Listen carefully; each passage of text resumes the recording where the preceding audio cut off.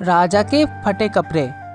एक राज्य के राजा ने अपनी बढ़ती उम्र को देखकर यह फैसला किया कि वो राजपाट से संन्यास ले लेगा, परंतु उसका कोई पुत्र नहीं था जिसे वह राज्य सौंपकर जिम्मेदारी से मुक्त होता। राजा की एक पुत्री थी जिसकी विवाह की योजना भी राजा को बनानी थी, इसलिए उसने मंत्रियों को बुलवाया और कहा कि कल प्रातः जो भी व्यक्ति सबसे पहले इस नगर में प्रवेश करेगा उसे यहाँ का राजा नियुक्त किया जाएगा और मेरी पुत्री का विवाह भी उसी के साथ कर दिया जाएगा।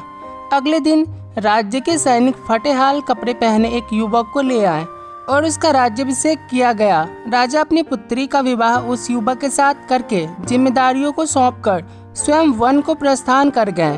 धीरे धीरे समय बीतता गया। उस युवक ने राज्य की वागडोर संभाल ली और एक अच्छे राजा की तरह राज्य की सेवा करने लग गया। उस महल में एक छोटी सी कोठरी थी जिसकी चाबी राजा हमेशा अपने कमर में लटकाए रहता था। सप्ताह में एक बार उस कोठरी में जाता, आधा एक घंटा अंदर रहता और बाहर निकलकर बड़ा सा ताला कोठरी के ऊपर लगा देता और अपने अन्य कार्यों में लग जाता।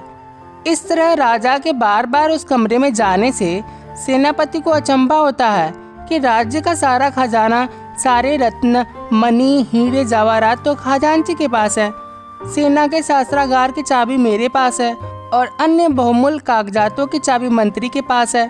फिर इस छोटी सी कोठरी में ऐसा क्या है जो राजा यहाँ पर हर सप्ताह अंदर जाता है और थोड़ी देर रह के बाहर निकल आता है। सेनापति से रहा नहीं गया। उसने हिम्मत करके राजा से पूछा कि राजन, यदि आप क्षमा करें तो यह बताइए कि उस कमरे में ऐसी कौन सी वस्तु है जिसकी सुरक्षा की आपको इतनी फिक्र है। राजा गुस्से से, सेनापति, यह तुम्हारे पूछने का विषय नहीं है, यह प्रश्न दोबारा कभी मत करना। अब तो सेनापति का शक और भी बढ़ गया। धीरे धीरे मंत्री और सभासदों ने भी राजा से पूछने का प्रयास किया, परंतु राजा ने किसी को भी उस कमरे का रहस्य नहीं बताया। बात महारानी तक पहुंच गई और स्त्री हट के आगे किसी की भी नहीं चलती। रानी ने खाना पीना त्याग दिया और उस कोठरी की सच्चाई जानने की जिद करने लगी। आखिरकार विवश होकर राजा सेनापति व अन्य सभासदों को लेकर कोठरी के पास गया और दरवाजा खोला। जब कमरे का दरवाजा खुला तो उसके अंदर कुछ भी नहीं था सिवाय एक फटे हुए कपड़े के जो दीवार की एक खूंटी पर लटका था। मंत्री ने पूछा कि महाराज, यहाँ तो कुछ भी नहीं। राजा ने उस फटे कपड़े को अपने हाथ में लेते हुए उदास स्वर में कहा, यही है मेरा सब कुछ। जब भी मुझे थोड़ा सा अहंकार आता है तो मैं आकर इन कपड़ों को देख लिया करता हूँ। मुझे याद आ जाता है कि जब मैं इस राज्य में आया था तो इस फटे कपड़े के अलावा मेरे पास कुछ भी नहीं था।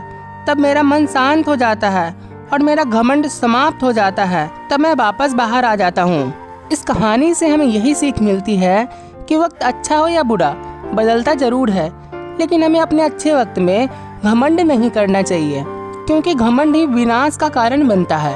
अगर आपको ये कहानी अच्छी लगी तो हमारे चैनल को सब्सक्राइब करें। वीडियो को अंत तक देखने के लिए धन्यवाद।